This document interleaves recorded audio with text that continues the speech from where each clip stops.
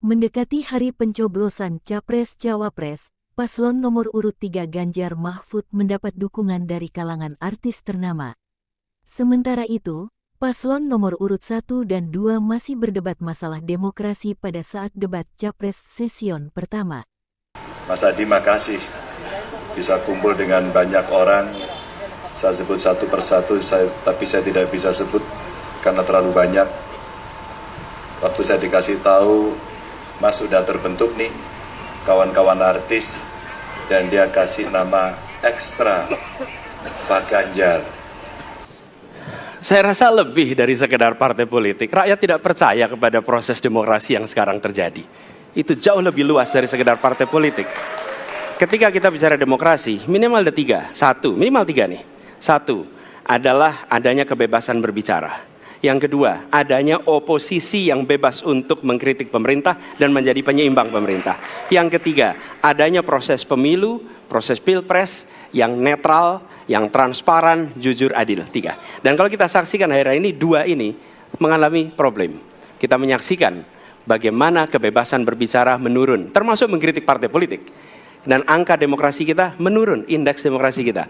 Bahkan pasal-pasal yang memberikan kewenangan untuk digunakan secara karet kepada pengkritik, misalnya Undang-Undang ITE atau pasal 14, 15 Undang-Undang nomor 1 tahun 1946.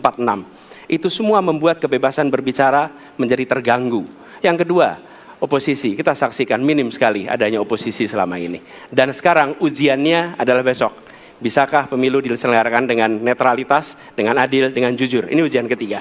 Jadi persoalan demokrasi kita lebih luas dari segala persoalan kepada partai politik. Nah, bagaimana untuk partai politik sendiri? Partai politik perlu mengembalikan kepercayaan. Tapi di sini ada peran negara. Menurut saya salah satu masalah yang mendasar partai politik ini memerlukan biaya. Dan biaya politik selama ini tidak pernah diperhatikan di dalam proses politik. Untuk kampanye, untuk operasional partai, semua ada biayanya. Sudah saatnya pembiayaan politik itu dihitung dengan benar, ada transparansi, sehingga rakyat pun melihat ini institusi yang bisa dipertanggungjawabkan. Jadi salah satu reformnya adalah reform pembiayaan politik oleh partai politik. Terima kasih. Mas Anies.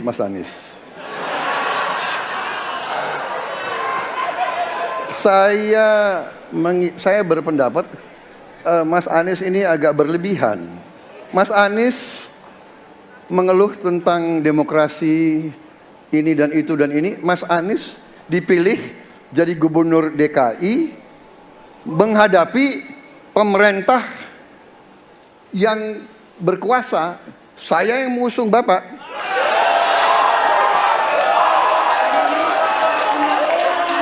Kalau demokrasi kita tidak berjalan, tidak mungkin Anda jadi gubernur.